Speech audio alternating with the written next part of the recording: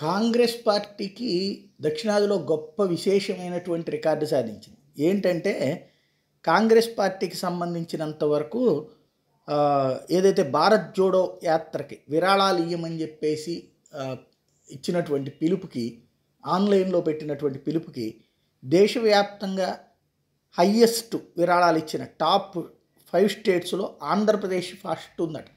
1,49,358 రూపాయలు ఆంధ్రప్రదేశ్ నుంచి ఇచ్చారట.